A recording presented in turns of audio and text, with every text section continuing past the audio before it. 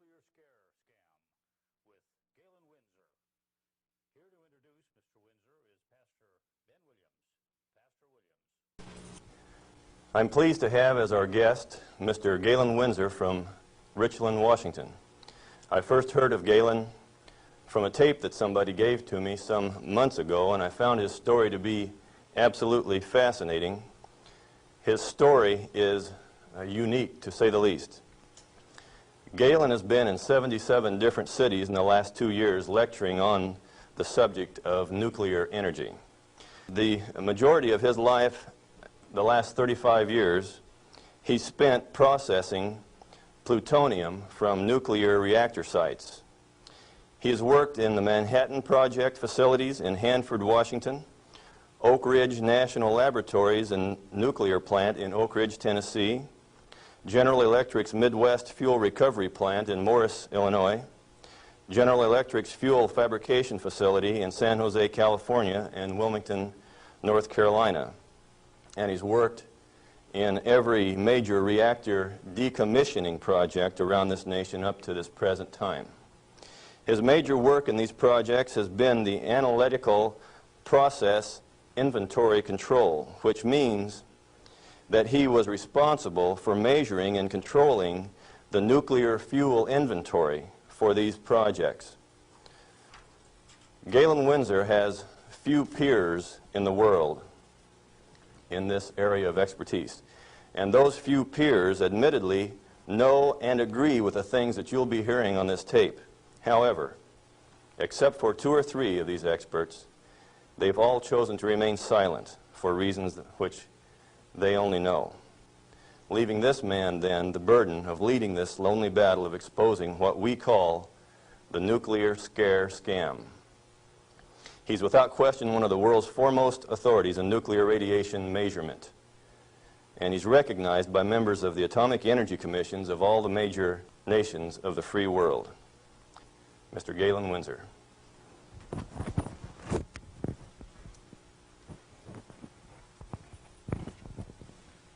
Bless you.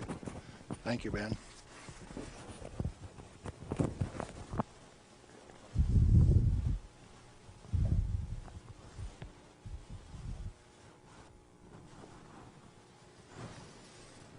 We've been considering today how best to approach this subject so that you would feel comfortable with where I am. And we thought it might be appropriate to start with how I got involved in this game. Now, in 1945, I was a Navy radioman out in the Pacific on a destroyer aimed for Japan. We had a one-way ticket. That's all you get, just one way. So, as we were becoming proficient at our business of fighting war, the Manhattan Project caught up with us and did a job. Now, the weapon that was dropped on Hiroshima, Japan in August 6, 1945 was a U-235, fully enriched U-235 weapon, where the material was separated and purified in Oak Ridge, Tennessee. The one that was dropped August 9th on Nagasaki was a plutonium weapon made at Hanford. But to those of us out in the Pacific, it was quite interesting. It had a ticket on it that says, "You get to go home." I was impressed. Now, I was stuck out on Guam after the hostilities quit and was running a radio broadcast that communicated with 4,500 ships west of Pearl Harbor. Quite a few to listen to every dot and dash that I made. So I was used to having people listen to me. They couldn't see me, but they could sure hear me. I had all of the good messages that were to come to them. Fleet movements to Red Cross messages. They came along one day and says, "We'd like to have radiomen to go down to Eniwetok for the atomic bomb tests." Not me. No way. I want to go home. So they went through and they took every 3rd radioman to go to Eniwetok. I didn't go. They let me come home. But I wanted to go home. I had a driving need within me that says, hey, that big firecracker, I want to know how it works. I want to know everything about how it works.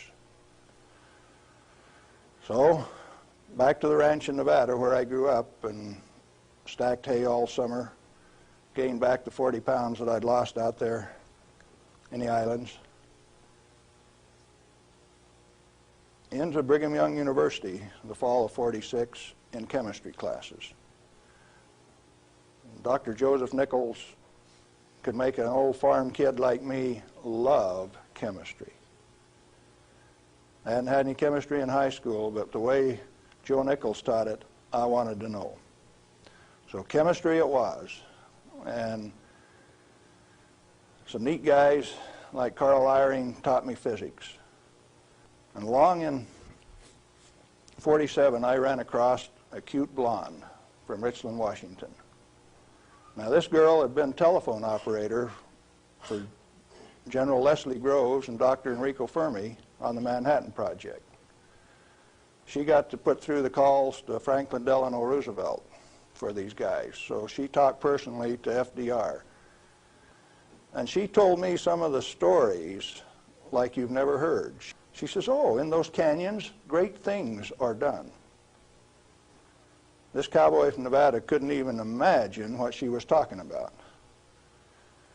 Well, in 1947, after we were married, I ran until she caught me. But I wasn't going to get married anyway. I wanted to get my education. I had to get on with this thing. And so we went to Richland, Washington for the first time in September of 1947. I saw that those buildings she was talking about were there. 1,000 feet long, 11 stories high, 5 of them below ground. Tremendous things. And people all over. Camp Hanford in those days was a whole army camp just there to secure that place, to provide security. Thousands of soldiers. You move around out in the desert and up out of a foxhole would pop a soldier with a gun in his hand. There wasn't any horsing around. It was all business. Back to school.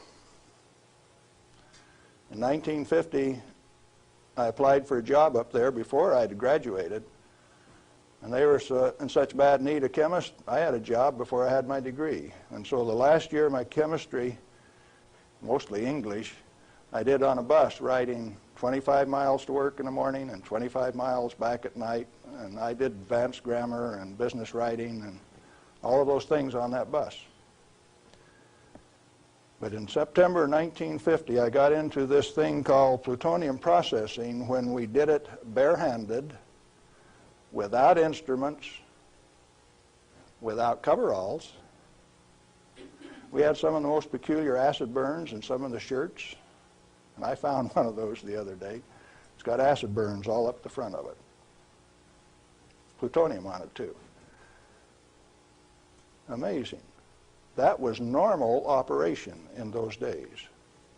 We ran those facilities, and we ran them so well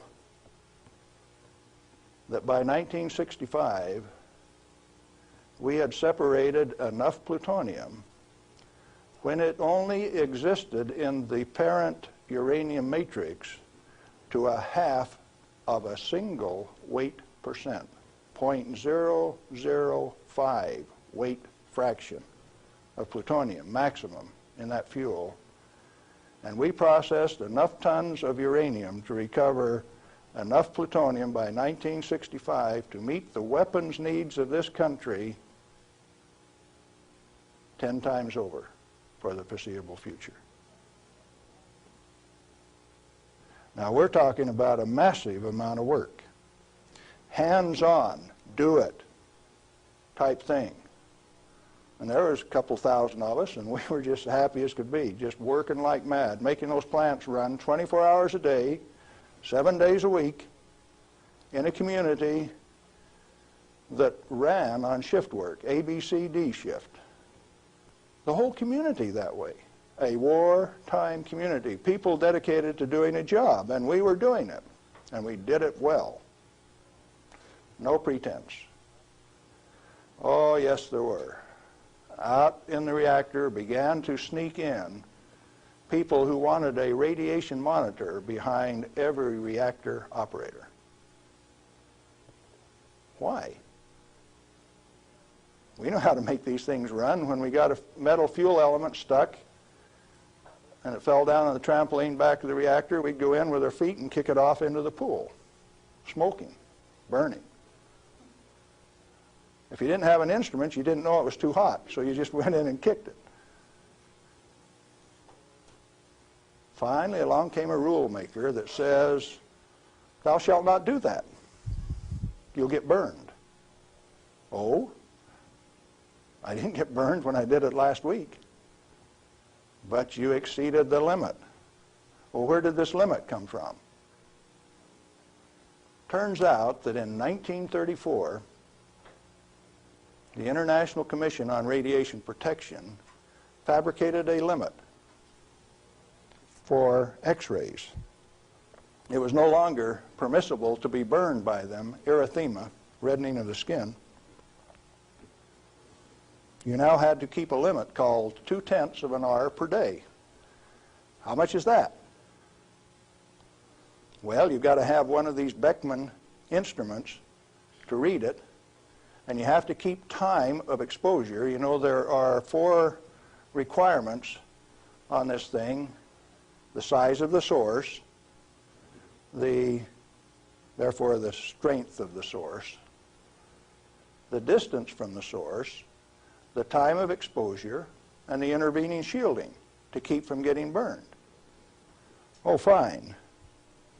We've been doing this thing for years now, and we've never been burned. Why have we got these rules? And they says, yours is not to ask questions, yours is to do and die. Don't you ask questions. If you do, you might disappear. Those who broke the rules didn't appear the next day. Military rule? Oh, yes. Absolute. What was your appeal? And people you were working with one day, when they weren't there the next day, you didn't go inquire why. You were just grateful you still had your work to do, and you kept right on doing it. Now, this is in the United States of America.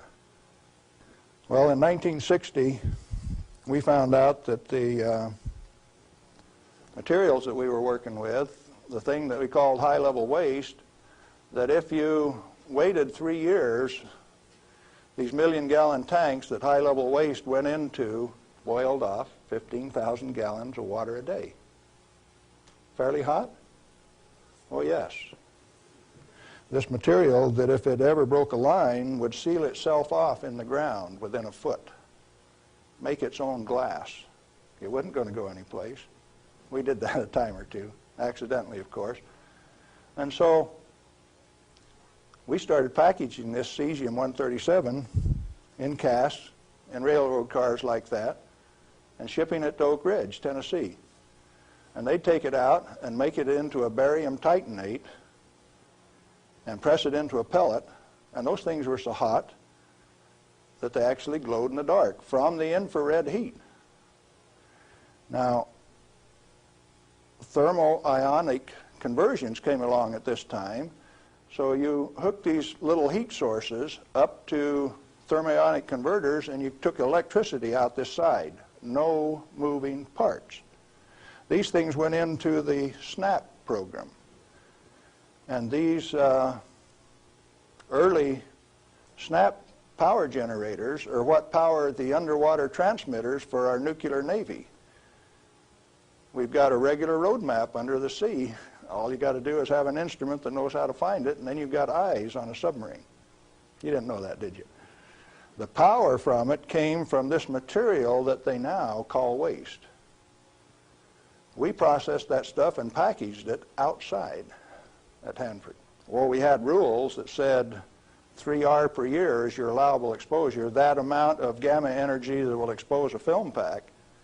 But that was for the people that didn't know. We weren't about to follow those rules. We just went ahead and did the job. They send around an investigation slip that says your dosimeter was overexposed 2 weeks ago. What did you do? And they had a cute little form on it that says accidentally exposed to light, and that was the one I always used to check. Because it's the same amount of light. You know, if you get gamma through the film pack, it's the same amount of light as you get when you click the lens on a camera. They wanted to limit us to that. And one day we looked up, and they had. They had limited us to that amount of exposure. Then the fun part of the game begins. You say, who limited us to that? Are they powerful? Yeah, they control the purse strings. They live by the golden rule. Them that's got the gold makes the rules. If you like your work, you keep the rules. If you don't keep the rules, you disappear. Sure enough, some of us disappeared. Some of my friends gone. Where'd they go? I don't know. Well, 2 years ago, I started traveling for American Opinion Speakers Bureau, and one of the documents that they had was Major Jordan's diary. A story of shipping the technology and the material that was developed at Hanford in 1944 directly to Russia on U.S. Air Force planes out through Great Falls, Montana, Fairbanks, Alaska, under the auspices of one Harry Hopkins, and with the at least tacit approval of Franklin Delano Roosevelt. Now what are you going to do? That thing that we had been doing and feeling so good about had been shared at no expense with Russia. You go back and you check the record and you find Russia did not develop their own nuclear atomic weapon until 1949, even when we supplied them the material and the knowledge. 4 years after we touched them off at Hiroshima and Nagasaki. We weren't happy with that. We were just happy doing our job. Well, in 1965, General Electric was ready to leave Hanford. I'd worked for General Electric for that 15 years, and they took me out to California, San Jose, and we had in mind to design and build this nuclear fuel reprocessing plant at Morris, Illinois. They told me they were going to build it at San Luis Obispo. That's how they got me away from Hanford. But that was just to get me away from Hanford. I got to design the sampling analytical system for this plant. The sample cell was the hydraulic heart of this place. I got to dictate where they put the columns, how high the columns were in relation to my sample cell. One man standing in front of a lead glass window could sample any liquid stream in that whole plant. It took crews of men at Hanford to do the same thing. I wasn't happy with that, so I built an efficient system. I got to design that. I got to build it. Conceptual design, detailed design, build it, operationally test it. And in 1973, they says, forget it, friends, you don't get to run it. We had 170 tons, metric tons of spent fuel stored in the basin. And the then President of the United States, do you remember who it was? Jerry Ford. Says, friends, no way, you don't get to run it. That's when I started to kick over the traces. Up to that point of time, I thoroughly enjoyed my work. I had no limitations, practical limitations. I had all the money to spend. I was in charge of the design effort. I built it the way that I wanted to because it was technically correct. All I had to do was check with engineers and make sure that it was right. And all of a sudden I was told, you must reduce your limits of exposure by a factor of 10. I says, I won't do it. First thing you know, you got the word that says, oh, yes, you will. I says, no way. Well, that's when the rebel, Galen Winsor, started to show up. And when I found out that by management conference I couldn't get to these guys, I figured out another way. Now, in this plant is a beautiful pool. It's got a place to store spent fuel bundles till it won't stop. 660,000 gallons of water, demineralized, just as clear and pretty as it can be. Heated to 100 degrees Fahrenheit when the outside temperatures are a minus 20, wind chill factors down to a minus 60, and I found out that I could swim in that rascal. You turn off the lights at night and it had a light blue Cherenkov effect. And this kid from Nevada that never could pass up a warm swimming hole used to go swimming in that pool. There wasn't anybody that had the nerve to swim with me, but since I was manager of safety and analytical services at this plant, it was mine to use. Oh boy. I found out that I could do that. I showed some financial types one time that I could stir that pool with my bare hand and check out through the same radiation monitors they did without triggering it.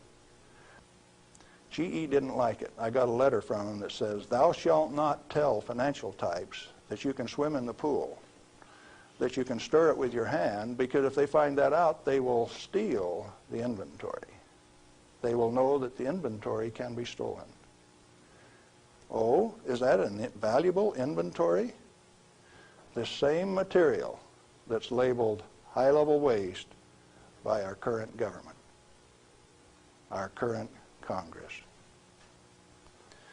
Now, plutonium is an interesting chemical element. It is created in a nuclear reactor. The Manhattan Project built 8 of these reactors at Hanford. The first one took 12 months from sagebrush to nuclear steam to build, and it had never been done in that size before. How could they do that? Why did they do it? To create this element called plutonium.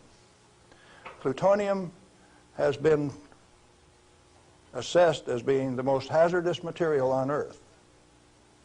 Now, from the standpoint that you can make an atomic weapon out of it, yes, it is quite hazardous, because a piece of it that big, 2.5 kilograms, that's only 5 pounds,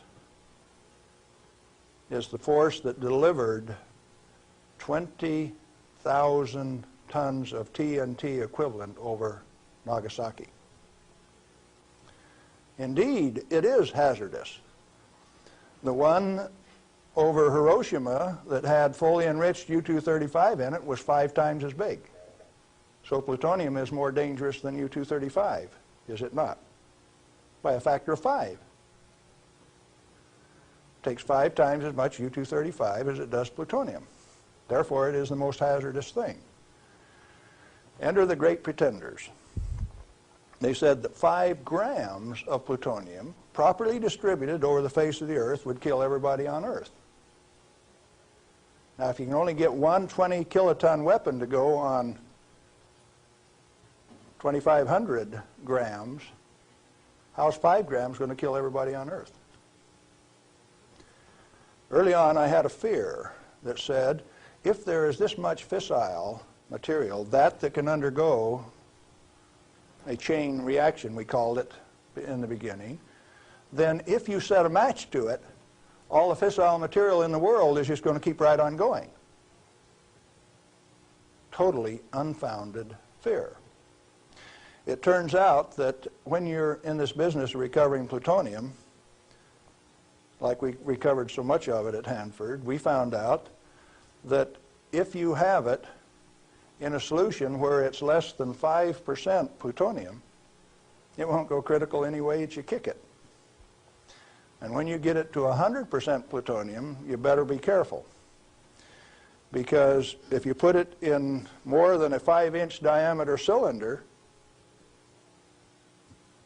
you're playing with fire.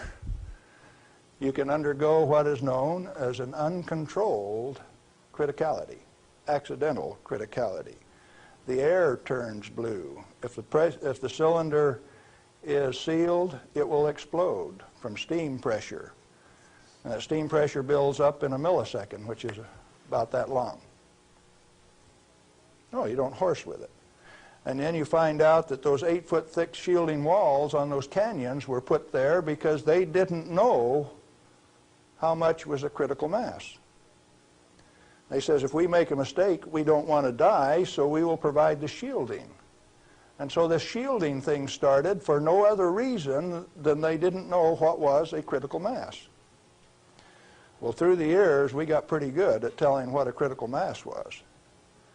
And I have worked in a plant where I had half a critical mass in this hand, barehanded, dressed in street clothes, half in this hand, wearing a lab coat, and I'd put this half in a pocket on this side and this half in a pocket on this side and walk down the hall. If those two ever got together, there would be a blue flash.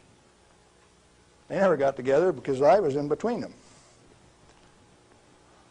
And we do that every day.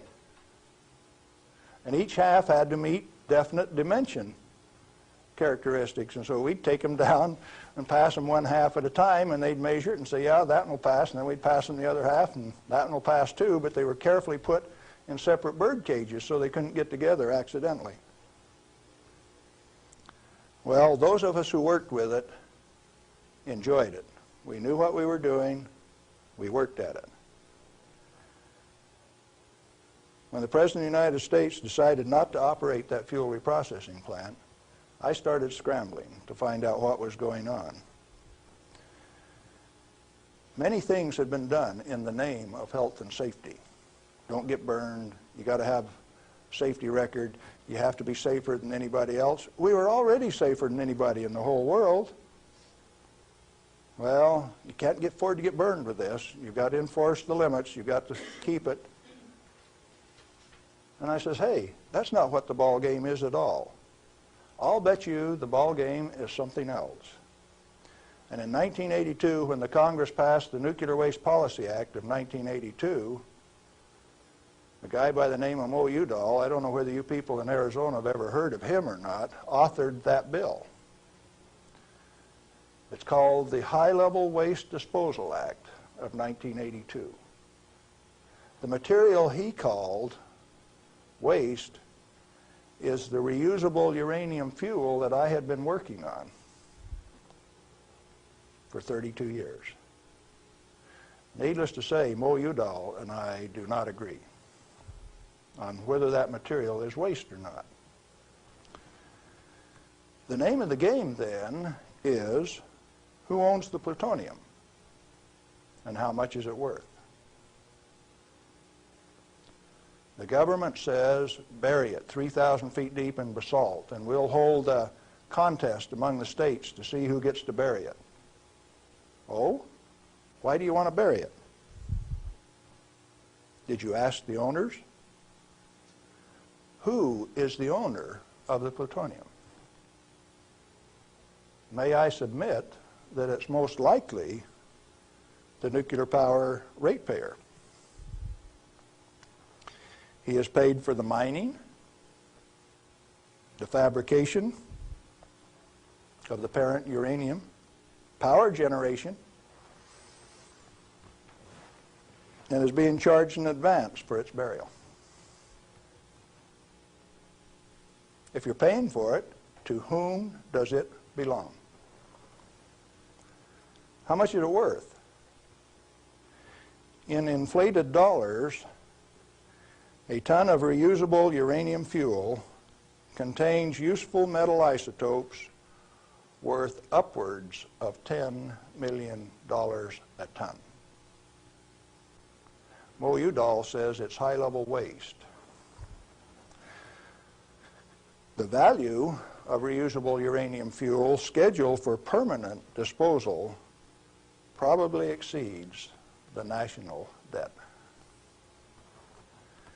Naturally occurring plutonium quantities, and you know plutonium does occur naturally. Plutonium-244 is found at the residual activities of the several, 8 at least, Oklo phenomenon reactors across the world. First one found at Gabon, Africa. Naturally occurring plutonium quantities have been enhanced by transmutation of uranium. That's the reason we built reactors in the first place. Our ability to detect and measure emissions from these elements is useful in inventory control. When fissile elements, fissile isotopes, are present at less than 5 weight%, plutonium-239 equivalent, and the heavy metal oxide matrix is stored dry in air, it has no critical mass. Remember we talked about shielding was because they didn't know what a critical mass was? If it is light water reactor fuel at less than 5% equivalent fissile content, you can handle it, you can do anything you want with it, you can stack it up, you can have a room full, you can have a handful. As long as you keep it dry, it will not sustain a chain reaction. What then is all this falderall about a little bit, 5 grams, will kill everybody in the world? They don't know what they're talking about. And when they say that, they're thumbing their nose at measurement experts like Galen Winsor. I am insulted when they say those things and get away with it, because it has no bearing on the truth. It cannot be mishandled. It will not expose any person to an unshielded nuclear reaction. In other words, no controls are necessary except to prevent the pilferage of the inventory. Have you got that one? Let it register. Do you need governmental rules and regulations and instructions? No way. Then why do we have all of those rules? Inventory control practices capitalized on the fear of undereducated masses who work in the industry. I didn't say anything about ordinary people now. I'm talking about the people who have worked in the industry and those who cast stones from without. The Ralph Naders, the Jane Fondas.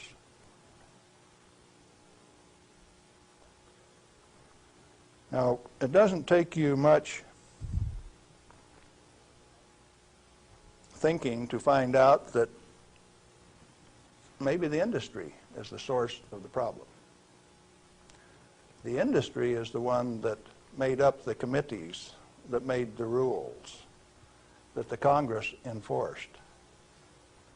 You ever thought of it that way?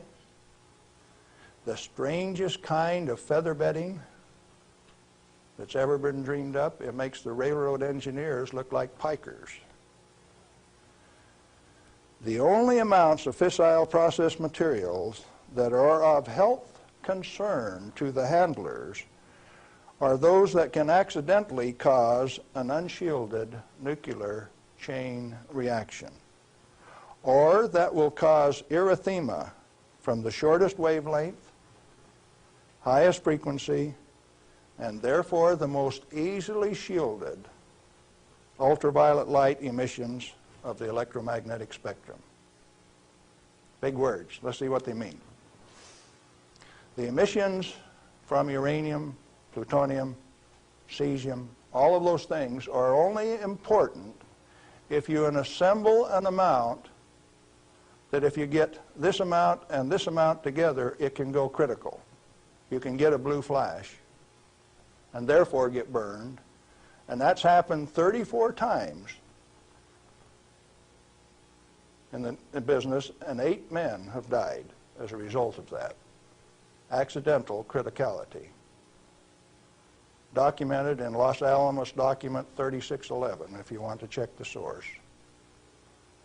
Or if you've got enough of it together that it's giving off ultraviolet light of this particular wavelength and frequency without any intervening shielding, enough to burn you, sunburn you, erythema, reddening of the skin. If it's less than that, if the effect is less than that, then what is the problem? excessive government regulation. That's what's the problem. Tritium, heavy water. Deuterium is hydrogen 2. Tritium is hydrogen 3. If you let an inventory get away from you, what's going to happen to it out in the biosphere? Nothing other than it will become diluted and join the naturally occurring inventory of tritium, because tritium is created in the upper atmosphere by sunlight. We have a natural inventory of tritium. Then the only thing that happens when you release tritium, which is the trigger mechanism for bombs, it's the source of the push that makes it go, is that you lost a valuable inventory. Then what of these people that are pretending that a little bit of tritium is going to do you in? It is not so. What are those 2 points? Only if it is an economically recoverable concentration, or if it has a natural reconcentration mechanism. You know, there isn't any one of the radioisotopes out there that has a meaningful level of reconcentration in any of the species, not even the oysters in the bays in Maryland, below Calvert Cliffs. Why then are we still playing this game that any amount of this material is of hazard? Reusable uranium fuel, which has been isotopically enhanced in power-producing reactors, is a valuable national resource, not a high-level waste. The utility operators recognize the future worth of this commodity. Mo Udall, in that Nuclear Waste Policy Act of 1982, imposed a tribute of $1 per kilowatt hour, $1 per megawatt hour on all electricity produced in a nuclear plant, so that they can research and develop methods to throw it away.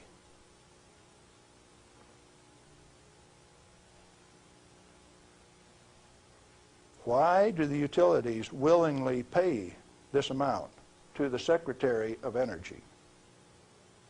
To limit their liability exposure.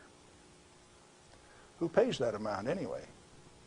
The consumer of nuclear generated power. You have no choice, and therefore I call it a tribute. At the same time, they have provided their own storage basins at these reactors at ratepayers' expense to retain ownership control of the plutonium resource.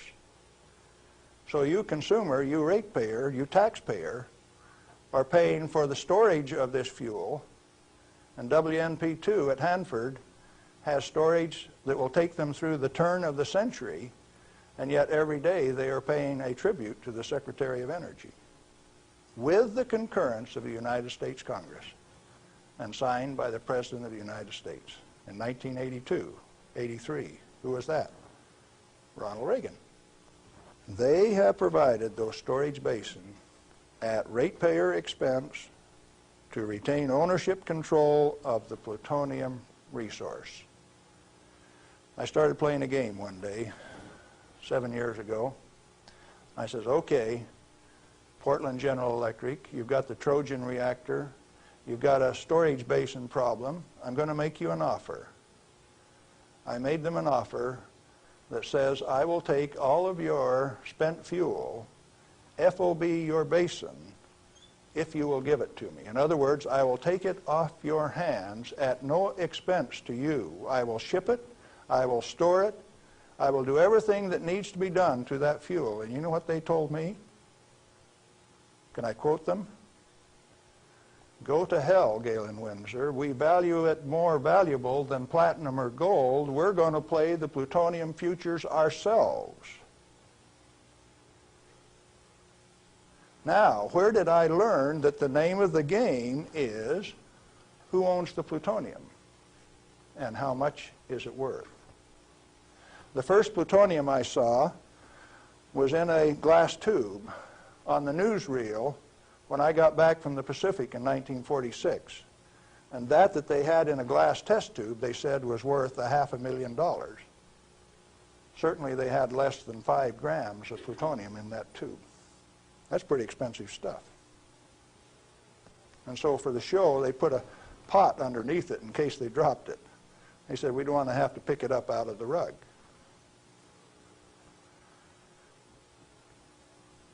When it was decided for us not to operate this plant, plutonium was guaranteed on buyback by the federal government at $43 a gram. That's quite a price drop, don't you think? When that price guarantee went away in October of 1971, the price of plutonium became $10 a gram.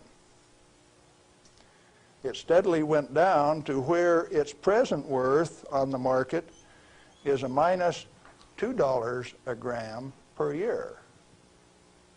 That's what it costs you to hold on to a plutonium inventory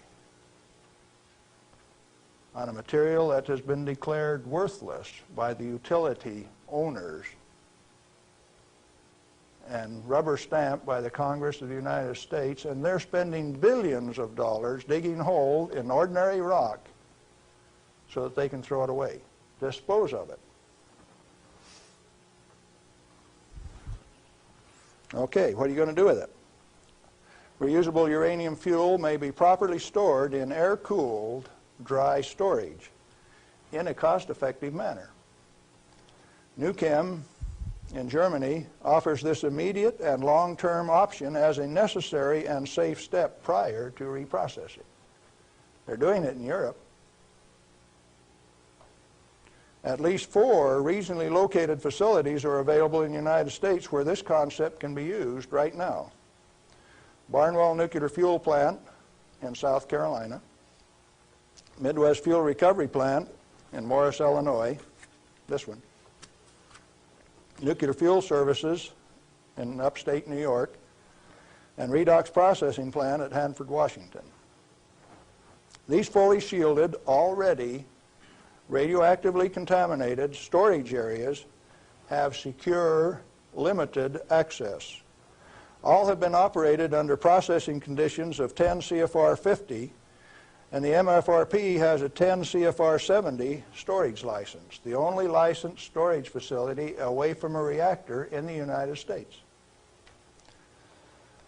It singly, all by itself, is capable of storing all of the reusable uranium fuel that needs to be moved away from power reactors for the remainder of this century. We had that storage designed in 1975. Had the approval of the design. Why then are you spending money over here in New Mexico on the waste isolation project? Why are you spending money at Hanford at the basalt waste isolation project? Why are you spending money at Beatty, Nevada for storage when I can already store it in this building that's already built? I just named you 3 others that can do the job all by themselves too, and I know where there's 14 more buildings that can do it. What are we going to do? Redox and other excess facilities at Hanford are capable of dry storing all commercial REF until plutonium recycle, at least through 5% enrichment, is reestablished, or until the 22nd century, whichever comes first. RUF can be cost-effectively stored in existing facilities. Where does Mo Udall came off then, saying that you cannot use this plant for its intended purpose unless it is owned by the United States government. He has said that. The waste isolation projects are politically mandated wasting of national energy and construction resources.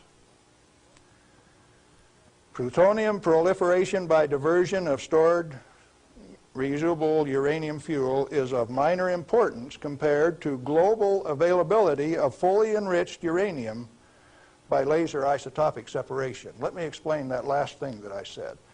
Jimmy Carter said you can't ship plutonium to India, but in the same paragraph said you may ship them fully enriched uranium. Oh, Jimmy Carter, that peanut brain, what did he just say? He says that when the Israelis took out the reactor in Iraq, they had fully enriched uranium from France, and they says those rascals, those Iraqis, are going to take that fully enriched uranium, put it in that reactor, irradiate it to plutonium, and therefore have to recover the plutonium in a plant like this, and we stopped them when the fully enriched uranium makes a better weapon than the plutonium in the first place. Now, when the President of the United States says things like that, and when the press gives it credibility, I get insulted. And right after I get insulted, I get angry. And I've been angry for quite a while now. And finally, one day, I said, my own personal security is not important. I think I'll go tell this tale. All I want is to tell my story. The commodity that I communicate is called truth. And so then I ask you a question, a very brief, pointed question. Who owns the plutonium, and how much is it worth? And then I'm going to attach on to that a question I want you to think about till we talk again. If you haven't been burned by this particular source of radiation, what is your problem? You obviously have one. Otherwise, you would join with me in telling the truth about this particular commodity. And so yes, I'm recruiting helpers. What happened to the guys who taught me the business? Thousands of them. The hands-on business. Where are they? They're still there. Why don't they talk? Who are the they that say this is the way the business is going to be run, whether it makes sense or not? Brings you the nuclear scare scam with Galen Winsor. We're back with Galen Winsor, and we're talking about the nuclear scare scam. Galen, it seems to me that from what I've heard you say that the scaring of the people is better than a lock and key to keep this stuff out of the hands of those who might be interested in investigating and keeping this valuable material hidden for just an elite few. This is probably the way that it works best. And so then the secret was to keep from letting other people know that it could be handled, because first of all, we weren't accepted by the community, and the materials that we were working with, they feared, but there were certain few people that realized its real worth, its potential to be used in ways other than to support our national defense.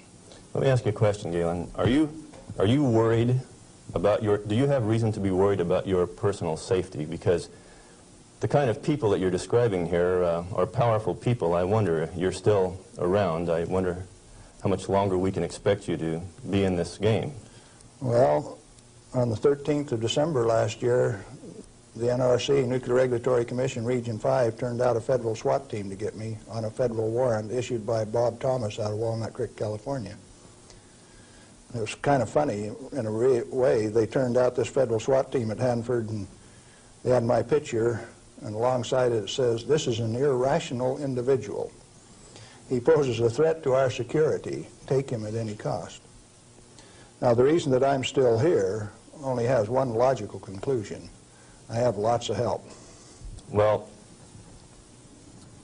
you've told us about how that you and others of your friends and colleagues have handled many times this so-called deadly nuclear energy material that the whole world is so scared of. Why weren't you afraid of it? Because we did silly things like recover some of the undissolved fuel elements out of the redox dissolver that burned a hole in it. And we went in and sampled these things by a remote process. We got it out into our hands and found out that we could walk around the lab with them barehanded and they wouldn't hurt us. And we were standing there in the lab tossing them back and forth. Uranium metal that wouldn't dissolve in the boiling nitric acid. Well, if you find out that you can play with it, and it was only 90 days since that thing came out of the reactor and it doesn't burn you, why should you be afraid of it? So in other words, you're telling me that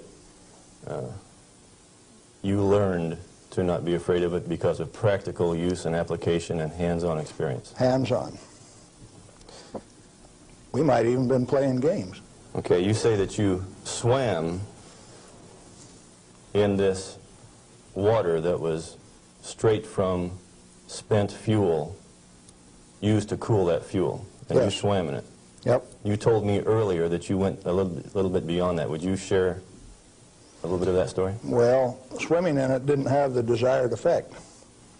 So I decided I had to be more direct with these people that were giving me trouble. They were kind of hard to teach, so I went to drinking a glass of it a day. I had the bottle of it. Last time I went swimming, why I filled this 2-liter bottle with water and washed it off on the outside in the shower when I washed me off on the outside so that we didn't tattletale. You know, radioactive material is just a trace or a tattletale. So you got to get it off so they won't know that you've been swimming in the pool and drinking the water. So I took this bottle in and set it on my desk. And who would suspect that the manager of safety and analytical service had a bottle of spent fuel pool water sitting on his desk, and he drank a glass of it every day. And this was unheard of. Nobody ever did that crazy stunt before. How has that affected you, Galen? Well, as near as I can tell, it made me about 6'4" in my cowboy boots, 210 pounds, and really quite a nice fellow. All right. What then happened as a result of your doing this strange experiment on your desk with this water? What was the result? Can corporations have a heart attack? I think General Electric had one, because after they ran me through a whole body gamma scan in December of 1974, by the time I got out, because I had a plutonium lung burden and it took 45 minutes to an hour to count that, everybody on site knew that the manager of safety had been swimming and drinking in the swimming pool, the spent fuel storage pool. Had cesium-137 at a ferociously high level. It even exceeded the NRC's limit. And I'd been drinking it. They knew the fat was in the fire. Now, where do we go from here? Well, first of all, I got a poison pen letter from the people in San Jose. And he says, "Thou shalt not do those things. They'll find out that the inventory can be stolen." Well, that didn't sit very well with this cowboy, because nobody tells me what to do, particularly when what I do is right and hasn't harmed me. Who are they to tell me what I want to do? It just didn't sit very well. I was going to do something about that. What was your motive in this? Correct information. As an expert in the measuring system, why, it was very obvious that I knew the parameters of inventory control, the disintegration rate of each of these isotopes, how to measure them. That's how we regulated our inventory. And to have these rascals come along and start playing games with the information that I was very expert in, that I had designed the analytical system for this plant around, disturbed me a little bit. No, it made me fighting mad, and I got angry. And I have to admit, in retrospect, that for the next 5, 6 years, I was more than angry. I was hard to live with. Just ask my wife. Well, in your estimation, then, how dangerous is a nuclear reactor plant? A nuclear reactor plant is just a way to boil water that's the cleanest, neatest, most economical way to boil water that you've ever seen. And so, in my estimation, nuclear reactors ought to be insured under the same insurance policy as any other steam boiler plant, power generating plant. And to have special consideration under the Price-Anderson Act means that the insurance industry has already paid off the Congress so that they can have a ripoff, charging ever and higher insurance premiums, total coverage much, much greater for a non-existent risk. What a racket. Can a nuclear plant explode? Only like any other steam plant. Like Laughlin, Nevada had a steam explosion. It's a coal-fired plant, but 6 men were killed there last year. That could happen at a nuclear plant, but as far as an atomic explosion, good heavens, no. No way. What kind of accidents can actually happen at a nuclear reactor generator plant? You could lose your moderator and the reactor would shut down, the control rods would stick in and you wouldn't be able to start it up. You might do several things that would invalidate some of the safety controls. For instance, an emergency core cooling system. The only reason they put ECCS on a reactor is to destroy it. When you start these big babies up, because they're so big, you only warm them up 50 degrees an hour. And they say, we got an emergency, throw the emergency core cooling system on like they did at 3 Mile Island 2, and you're going to thermally shock that big machine and ruin it so it can never be used again. Let's talk about 3 Mile Island. What really happened there? We've heard all kinds of stories about meltdown, and they made movies on it that this meltdown could melt right through the earth, clear through to China, and we've seen a lot of scare stories. What really happened at 3 Mile Island? Do you know what really happened there? Yes, I do. I followed that one very closely. In fact, I know the guys personally who wrote the script for China Syndrome and also wrote the script for the 3 Mile Island fiasco. Dale Breidenbaugh, Dick Hubbard, and Greg Miner, who used to work with me at General Electric, are the MBH associates that wrote that China Syndrome script.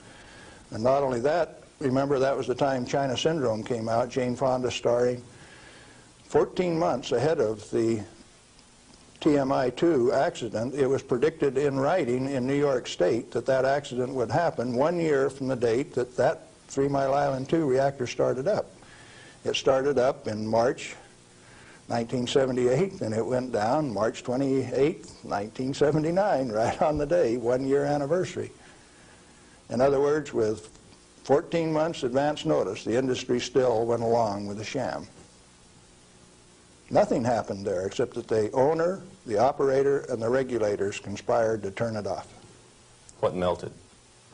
The top of the fuel rods, the third time that the core got uncovered, due to internal pressure, blew the top off some of those rods. They've got Inconel springs in them to keep the pellets, fuel pellets from vibrating when it's running. Those things are under compression, and when they reduced the outside pressure and the fuel rods were still hot, it blew the top off some of those fuel rods. The fuel rods in TMI-2 are internally pressurized to about 1200 psi with helium gas so that they don't reverse dent when they're hot and running for 5 years. And when they drop the outside pressure, why, that internal pressure with those hot rods blew the side out of some of those rods at the top. But melting, the fuel is already an oxide ceramic. It is a pellet. It's been pressed into a ceramic. When you pick it up and feel it, it feels like metal. It's pressed so very, very tight, hard. And so, no, the fuel didn't melt. The China Syndrome is a scriptwriter's fantasy. Right here, I ought to tell a story, I guess. See, I spent 3 weeks on the island in March of 1981, the 2-year anniversary of this particular, quote, accident.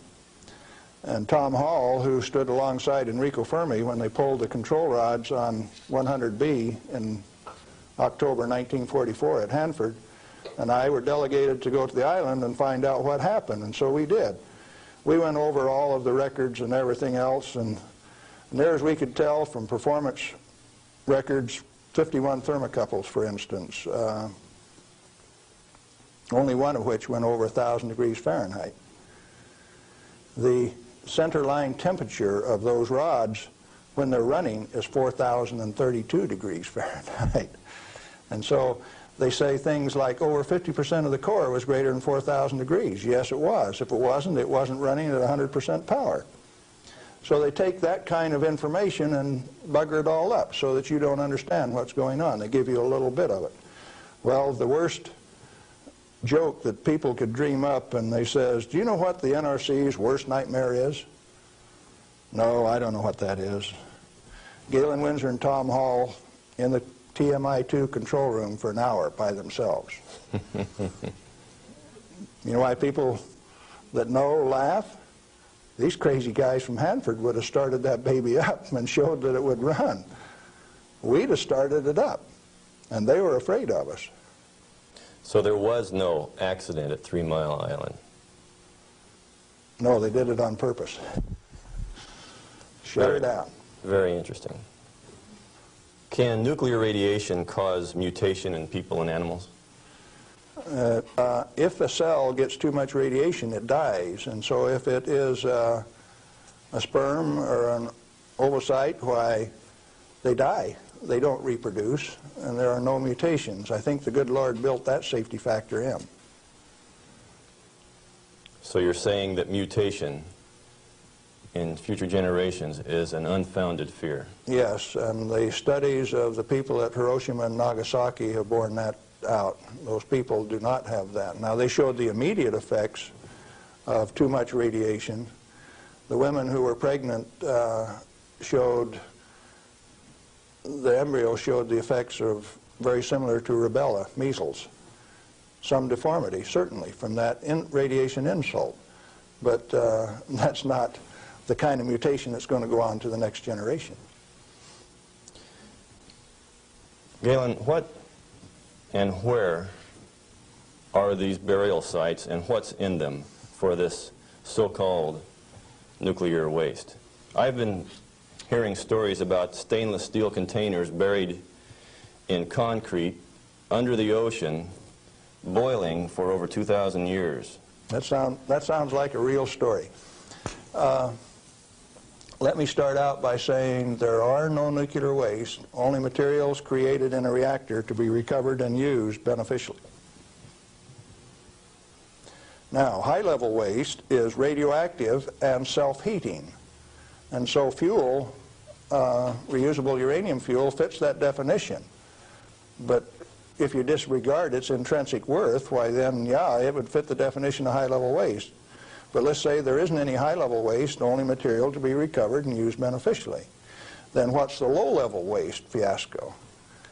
That's an excuse for a federally mandated, non-inspectable disposal system so that organized crime can get rid of any evidence that they want, and it can never be dug up again. They're afraid to look in there. Not afraid. They don't want you to. They've got rules on the transport so that if you have an accident with a low-level radioactive waste shipment, why, you call out all of the state police and you make sure that nobody looks at it, that nobody gets exposed, that there's no spreading of the contaminated material. And it's also that you don't find out whose body's in that drum. The situation got so bad that the smell of human flesh was so great that they made it so that you could ship animal biological waste in refrigerated vans so that it wouldn't stink up before you got it buried. What is then in these low-level or high-level or whatever containers under the ocean? Nothing. But if you see, they were one time dropping barrels of radioactive waste off barges in the ocean. Do you know what was in them? Not high-level self-heating radioactive waste.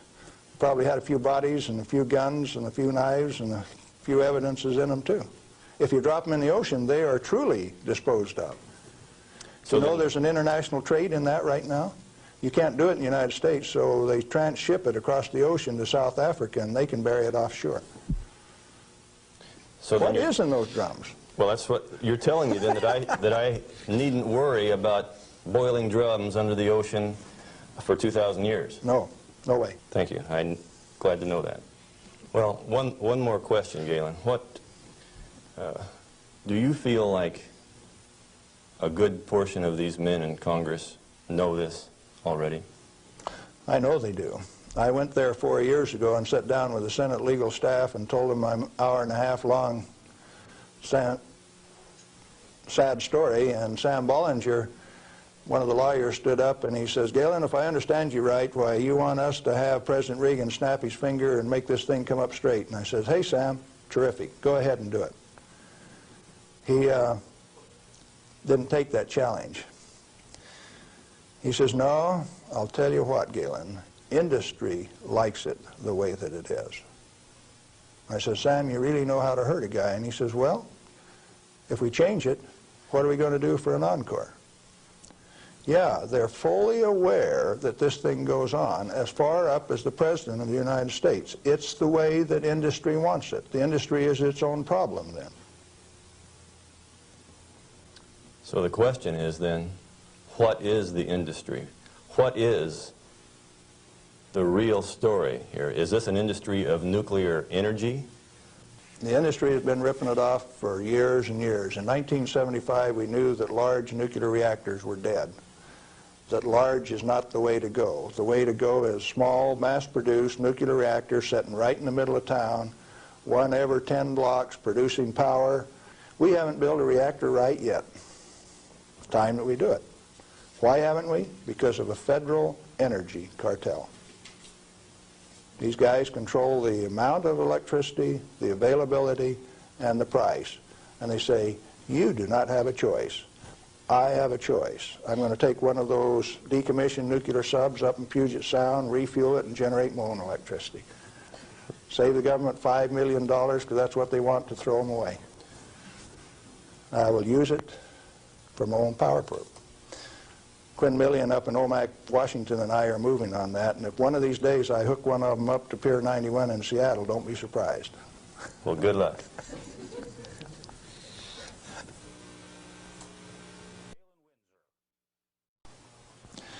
I'm Galen Winsor, and I thought I'd share a few hands-on practical things that have to do with this nuclear scare scam. Now, you've heard that gamma energy, the kind of energy that comes off a rock like this, is the most penetrating, most damaging of all radiation. And not only that, here is uranium, the parent of radon, and they say if you can measure, detect radon in a home, then it's bad. If you exceed the EPA's limit, it's reason to run you out of your home. Spend $13,000 like they did with Stanley Watrous' house in Pennsylvania the other day to get rid of the radon, to ventilate it out through. Ridiculous. Let's take them one at a time. This is a rock that I picked up in Natarita, Colorado. 16 weight % uranium. High-grade uranium. Hot. I read a thing the other day that says they had high-grade uranium, and lo and behold, it's too hot to transport, so they had to bury it on site. Oh, wonderful. Let's talk a little bit about radiation. If we can, yeah, are we picking up? If you put the probe right there, the meter goes off scale, and you can hear it, all right? Hot. Radiation, gamma radiation, is the most penetrating of all radiation. Oh, is it? All it's got between the rock and the probe is my hand. Doesn't count so pretty much, does it? What if I put the rock behind me?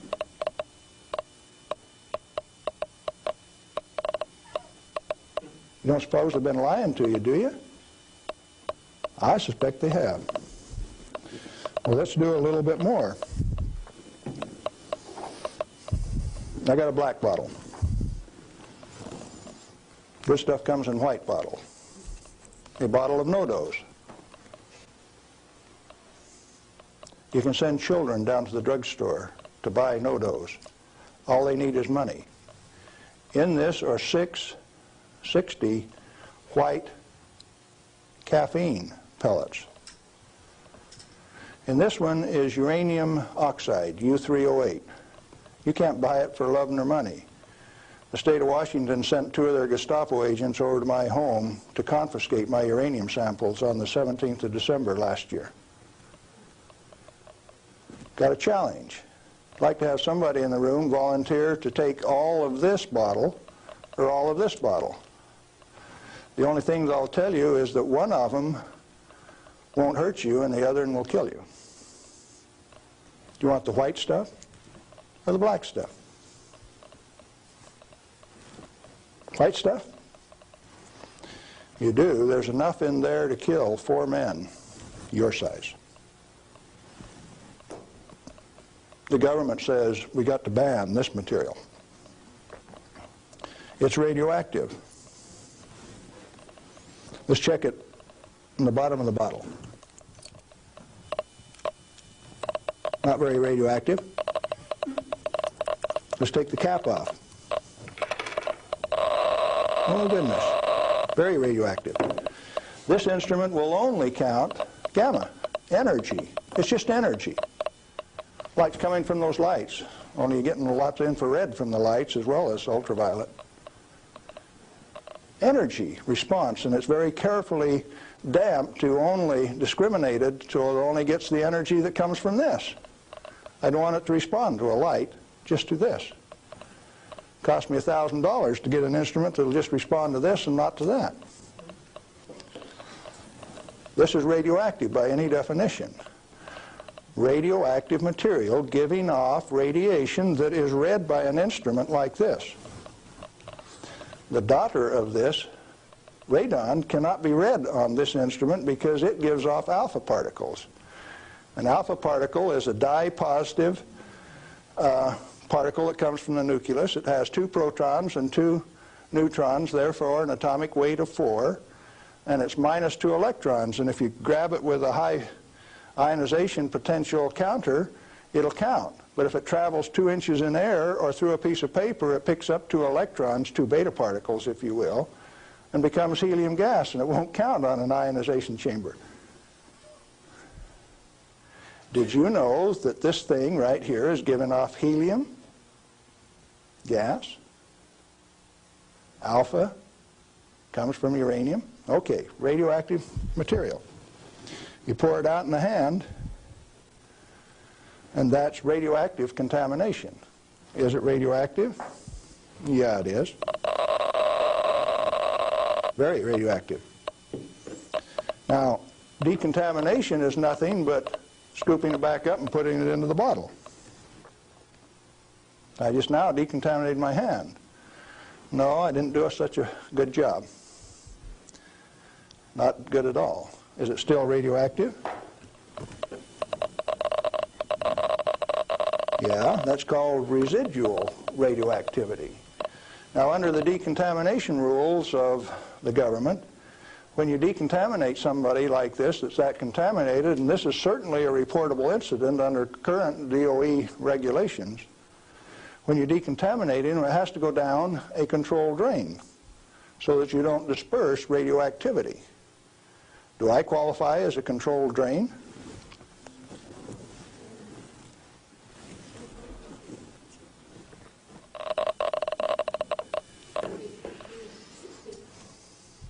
That material that I just ate is not soluble in body fluids. Like it's been this. It was fired at 940 degrees C, where it becomes U3O8. Known in the industry as HCl insoluble. In other words, it will not dissolve in concentrated hydrochloric acid, hot. Your stomach has 10th normal hydrochloric acid in it, so it won't even dissolve. The stuff is so fine that it has no texture to it.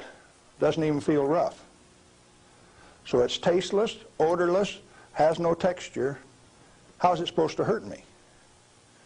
Because I've been eating this on lecture tour for 2 years, the state of Washington felt it necessary to confiscate my uranium samples so that I would be safe. Dr. Fulton from the Hanford Environmental Health Foundation called up and he says, "Hey, I heard one of your guys OD'd on uranium today, Galen." And we talked for a little while and he says, "Oh, that was you." And I says, "Listen, I can eat all that stuff I want. He says, it'll ruin your kidneys. How are your kidneys? They're fine. Well, you should have been chelated within 4 hours. And I mean, you guys are going to follow me around the country and give me chelating agents every 4 hours after I eat it on lecture tour? He says, we'll give you any medical assistance that you need, Galen. We don't want anything to happen to you. I said, did that include turning out the federal SWAT team 4 days ago to get me? Where are these guys coming from? Well, here's a piece of metal. Density of 19, 19.0. If you know your chemistry and physics, you know that there are only two metals that have that density, plutonium and uranium. Radioactive, pyrophoric, density of 19. Outside of a laboratory, most of you can't tell me whether this is uranium, plutonium, or a mixture of the two. Now, I said that it's heavy, and it is. Let's see if it's radioactive. Yeah, it is. Pyrophoric, what does that mean? Pyro, fire. Black on the end. The spark that just came off there is pyro, fire, burned. If it's plutonium, I just contaminated this area of Arizona in excess of the EPA's limit for 1 square mile of surface.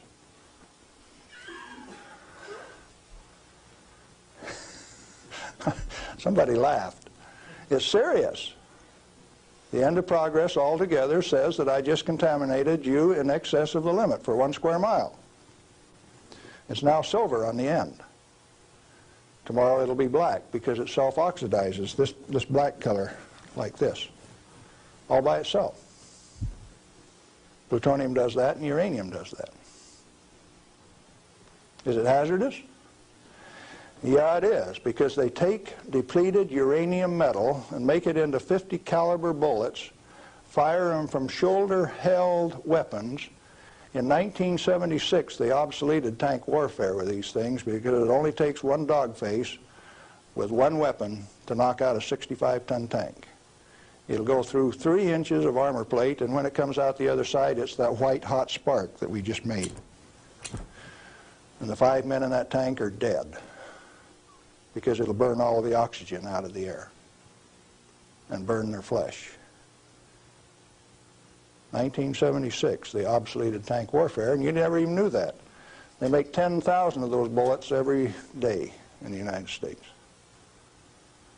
We got enough in arsenal to sink all of Russia's tanks, and our boys in the Defense Department don't even talk about it.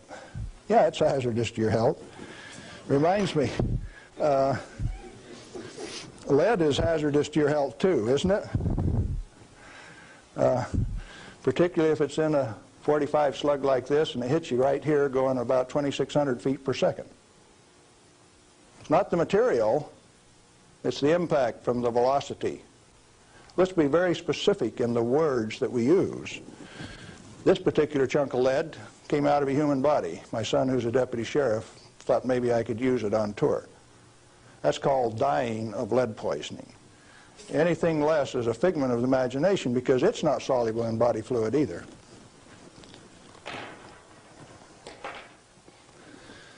This is a pellet of cobalt-59.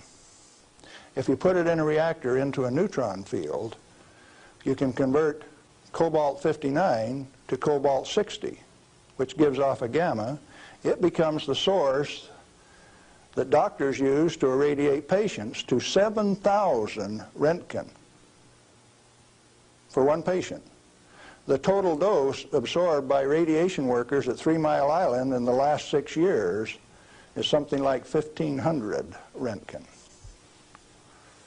5 times more given to a single individual in a doctor's facility. Now, do you know why I say that the federal regulations are absurd? And if you live by those federal regulations, maybe you're being absurd too? Now, a pellet of cobalt-60 this size got shipped by mistake to Mexico, got diluted into 5,000 tons of iron. Some of the reinforcing rod came up to Los Alamos, New Mexico, and they says, hey, that stuff's radioactive. Understand that this single pellet diluted roughly a factor of 1 billion was what they were reading on a detector like this at Los Alamos. And so they pulled back table legs that were in Spokane, Washington, made out of the same batch, because it was hot and radioactive and it would burn you. When the pellet itself could be held in your hand like that for a few minutes without it burning you.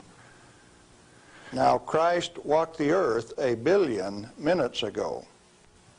If I could stretch this pellet out into a wire and it went clear around the earth and right back here to Phoenix, 1 billionth of this amount is 1.7 inches of that wire so stretched out. Stagger your mind? It ought to. Now, let's try a little game. The EPA says that 5 picocuries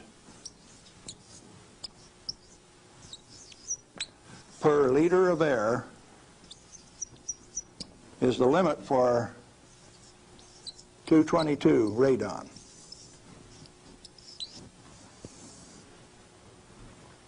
And they handle that like it's a real number. Madame Curie says that 1 gram of radium equals 1 curie equals 2.22 times 10 to the 12th disintegrations per minute, and that's the basic definition of radioactivity. How many disintegrations is this? Should we find out?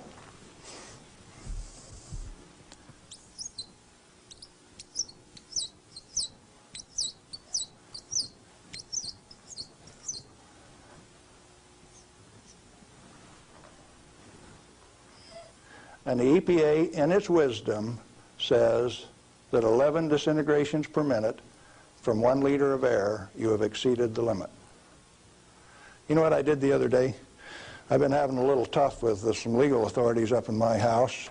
So I took one of these bottles of uranium like this, and I dissolved it in an Erlenmeyer flask with nitric acid. And I got a crack in the basement floor, and I squirted that whole bottle into that crack on the basement floor in acid solution so that it'll drive that counter off 3rd scale any place along a 10-foot section of that crack that I put. When they bring the radon measurement in there, can you know what the radon's going to do? It's going to go off scale in their measurement. It won't go that high. If Watrous' house with 17 times this limit in it was caused to spend $13,000 and give it national TV coverage, press coverage, think what Galen Winsor's house is like. I went to the trouble to notify my congressman about it. Mike Lawrence, the manager of the Department of Energy in the Pacific Northwest, my state representative, Ray Isaacson, and a few other astute people, including the banker and the lawyers and the appeal court. What are they going to do with that? I set them up on that last Thursday, and I come down to Phoenix, so I escaped the falderall. What I'm saying to you is that the federal regulations are absurd. The congressman that put them into place ought to be fired. They ought to be sent home. The regulators, what do you do with them? Quit paying them. The taxpayer, the electorate, elects those people to go out and do a job. Why do you continue to pay them when they're teaching you baloney? When they're putting in regulations that don't make any sense? Cut it out. Quit paying them, fire them, send them home. The term I grew up with says can them. Is it easy? Apparently not. You haven't got the job done. The majority of the Congress is irresponsible, amoral, atheistic, irresponsible. Let's see, how many more adjectives can I drum up? But that many. Let me tell you. We as the people sent a bunch of rascals out to the energy store with a signed blank check. And we say, hey fellows, if you run out of money, just go build us a good power plant. If you run out of money, come back and we'll give you another signed blank check and guarantee the payment out of the ratepayer's pocket. Tennessee Valley Authority has the most nuclear reactors of any outfit in the place. Not one of them has produced any power since last August. Browns Ferry 1, 2, and 3 in Mississippi hasn't produced any power since last March. And they don't plan on producing any power at Browns Ferry until mid-year in '86. At $1 million a day in lost power revenue per plant, and held off in the name of health and safety? Now tell me we didn't send rascals out to the energy marketplace with a signed blank check. They're still getting paid. Those reactors are all fully fueled, fully staffed, and just sitting there. Who's getting taken? The ratepayer. You're still paying more and more for your electricity all of the time. Now, Bonneville Power Administration says that 57% availability is okay for a nuclear reactor. Maine Yankee is often run at 103% availability, which means it's running over nameplate rating. Enough days out of the year that its average availability is 100%. Bonneville Power Administration of the Department of Energy says that 57% availability is okay. That means that you can let those things set down 43% of the year, and that's judged as an acceptable performance on the part of the government. There's an obvious answer. Get the government out of the energy regulating business. Turn those plants over to people who will run them efficiently 100% of the time. When we put in zero-release containment, we started playing games. About the time that we proved that a nuclear reactor has no measurable impact upon the environment, that's when they bottled them up, put catalytic recombiners on them. Some of the reactors in Texas were designed not to breathe for 8 years at great expense. Why? When you bottle up a reactor like TMI-2 does, then you get radiolytic hydrogen, and indeed they had a radiolytic hydrogen burn at TMI-2. And they moan and they groan about that, and all they had to do was open up the windows and let the breezes blow through.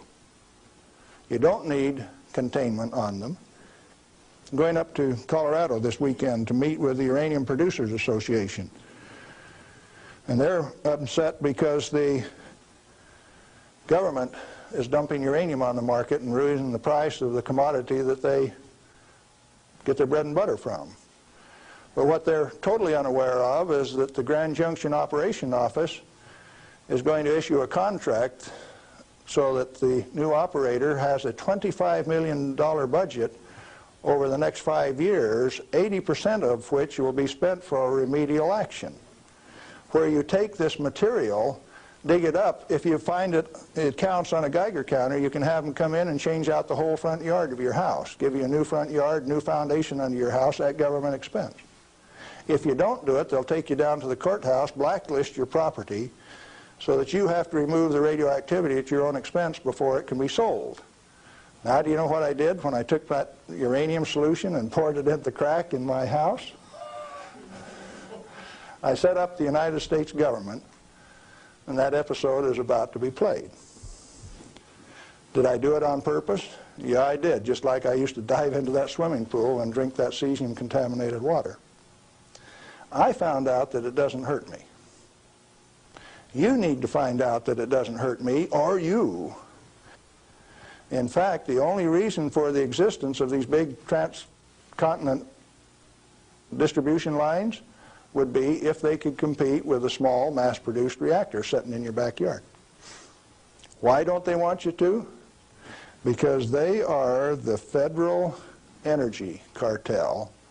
They like to set the price, the total availability, and whether you can hook onto it, and if you don't pay your bill, cut you off. That's called power, domain, and control. And they like that. They do not want you to be energy independent. If you had one of these sitting in every 10-block area in Phoenix, you could tell the rest of the world to go get lost. Oh, there's another use for that heat. You could heat your homes in the wintertime, or you could cool them in the summertime with it. Heating, ventilation, air conditioning, they call it, HVAC. In countries where it freezes, you could run that hot water out and chase the frost away in the spring and in the fall. And they found out that plants grow faster in warm water anyway, so you'd irrigate with it all summer. So cooling towers are called wasting towers. They throw over 50% of the heat away.